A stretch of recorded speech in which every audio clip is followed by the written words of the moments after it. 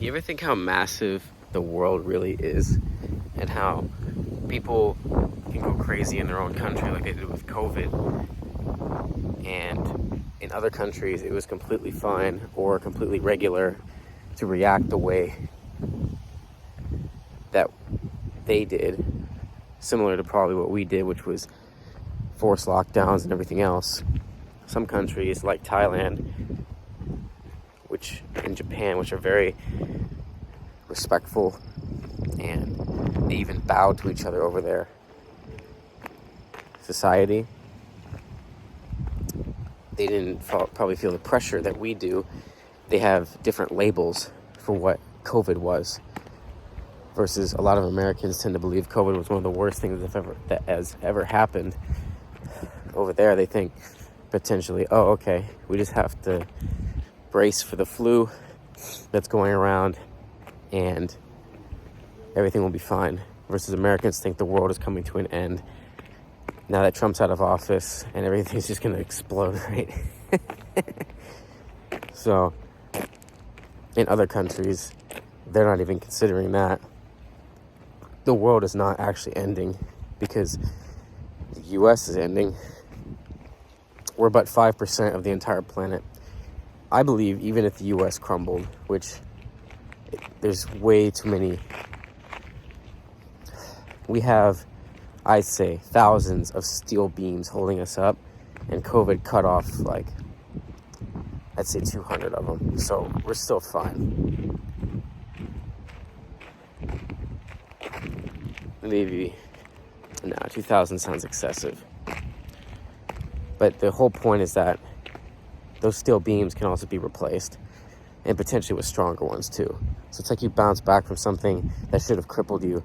Well, now it makes the overall state even better. But anyway, what I'm trying to say is that we are 5% of the population, but because we have such a massive influence on the world, and we have been for over 200 years now, or not 200 years actually, we really started taking the world into the future in the early 1900s, I believe. And now everything is so advanced based on mostly our economic decisions, I believe, that the world now, it would seem, depends on us.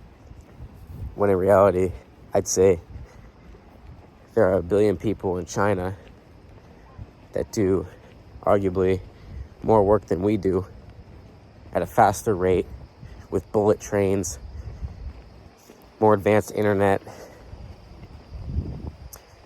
and a society that is controlling its people, incentivizing them to work, with marketing, social pressures,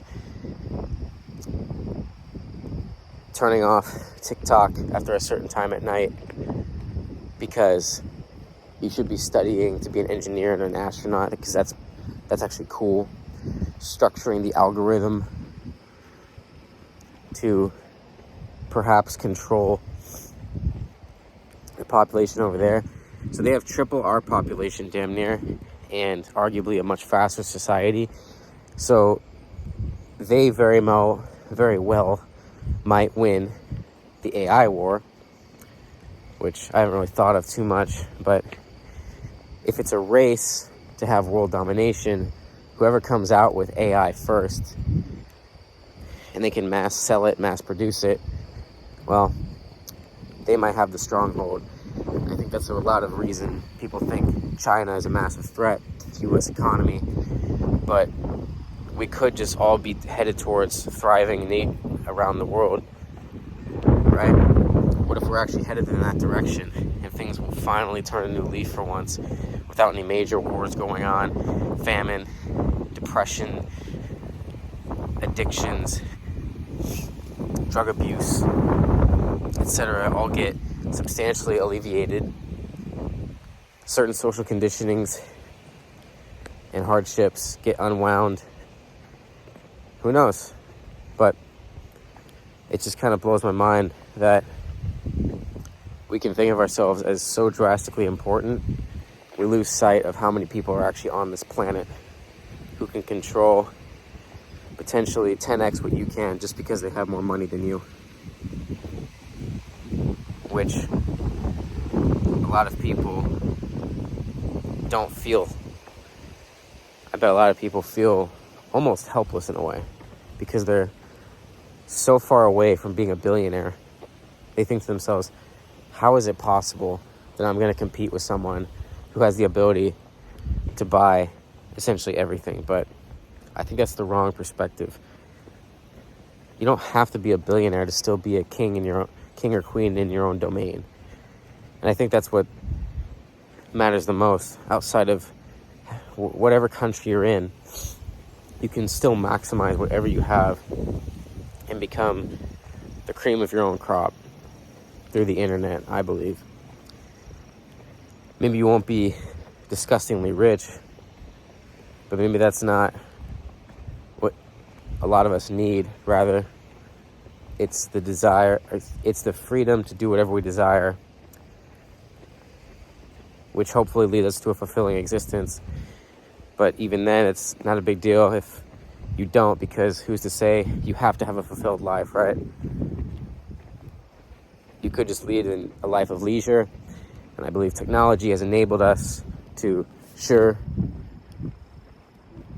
not fight back on the system that might be abusing us, but at the same time, enabling us to actually take more ownership of our life. COVID, if it did anything positive at all, has restructured a lot of society.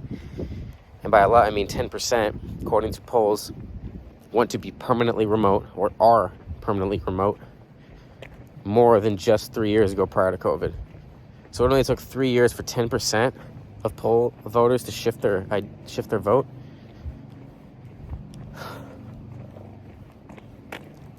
Even if it was 5%, that is, those are millions of people. I think it's 3 million people quit their jobs and never went back is the other statistic. And that sounds completely believable. When you really break it down, there are 350 million of us just in the US alone. So 3 million truly by percentages is not that high.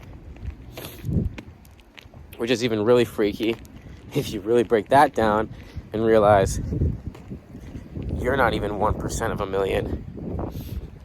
So it seems like it would be a lot, but percentage-wise, not really. So what does that mean? That means you can find other people who have damn near the same mentality, desires, etc. as you, and sell them some product or set of products or services, or don't even have to sell them anything. You could just entertain them, teach them, coach them, inspire them, down talk them. Some people are into that. You could literally just do whatever you wanted. There's pretty much a market for everything. And that might just be an optimistic fool's perception. However, I believe in the greater good, the greater future we all have the possibility to attain, how relatively cheap a lot of luxuries are. You see college students in massive apartment complexes, and yes, I mean massive. My alma mater, the biggest apartment complex is 12 fucking stories with a rooftop pool, sauna, game room, luxury lounge space, study areas with Mac computers, and a rooftop lounge as well. I mean, you got to be kidding me, right? And you can get all of your best friends to live together with a almost penthouse, pretty much a penthouse style apartment on the 12th floor or lower. I think it's the 11th is where it goes the highest, overlooking the entire city, all the beautiful nature, everything around you. Tell me that doesn't sound just plush, right? And you get all that for around $1,000, $1,100 a month, maybe. And I said maybe because I know for a fact my buddy paid only $800 and he had 5 roommates, or 4, excuse me. So I'm presuming on the 11th floor it's not going to be that much, maybe $200 to $300 more. Whereas back in the 80s, something like that probably would have cost Oh my God. Equivalently in today's money, 3,000. So that's why I believe the future will be brighter rather than darker. Now, do I believe there's a lot of civil unrest occurring? That's obvious, and you can talk about how it's not just the material world that we're making better that we have to focus on. It's the social issues and strifes and all that junk. Yeah, sure. These group uprisings that occur out of nowhere. People that take to the streets, vandalize in the name of their cause. Yeah, I mean, there's that to consider. However, that's another thing we can recognize with the internet, is that if you actually post more positivity than whatever negativity there is, you could flip it all on its head. If you really wanted to, and if you really tried, and that was your passionate cause, then you are indeed able to shift radically a lot of people's minds in a positive direction just by filming yourself or tweeting or doing something of that nature. And you could do that for, I would estimate, pennies of what this would have cost people back in the early 1900s. The technology is expensive, no doubt. Some computers are literally $15,000, man. But realistically, still, that same technology in today's money back in the 70s probably would have cost $3 million. And it would have taken up the size of a middle America house,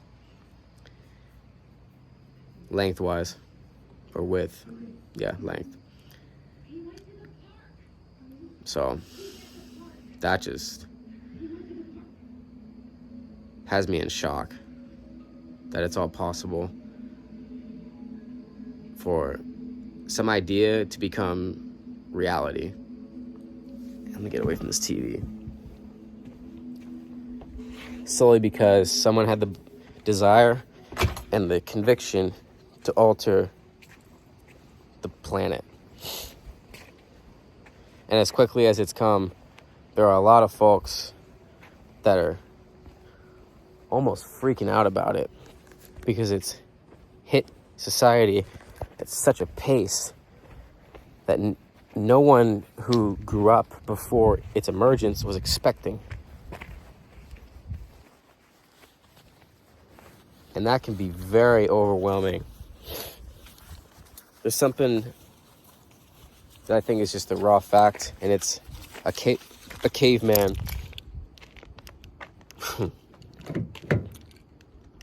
Is heart attack the correct thing to say? Would probably have I don't know what he would do. Caveman or woman in this modern era with all of these satellites going around. Like, we just started trusting electronics to not shock us, I think. Because we're just expecting, without any second guess, let's not touch this thing because it could shock us. But no, now we have these incredible devices that we don't have to worry about it at all. They just naturally don't do anything. Actually, they make our lives incredibly easy. But if you were a caveman and all this was happening, just even approaching society would probably have you into you go into absolute shock.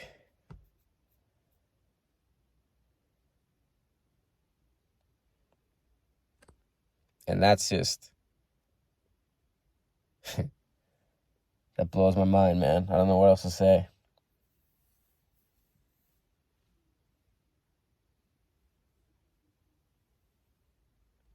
The further we progress, the further we can actually make the utopia that I believe was the root desire of whatever capitalism is. Because I don't think it's just capitalism. It's like a blanket thing we all agree to do, but there's something else going on the desire to push our species forward. It's just a more efficient means for now until we find a better system. And going from there onto something new, like the rise of Bitcoin and everything being able to be transmitted through just your phone, the efficiency of our society will create just an unfathomable reality compared to what we have now. It's quite interesting.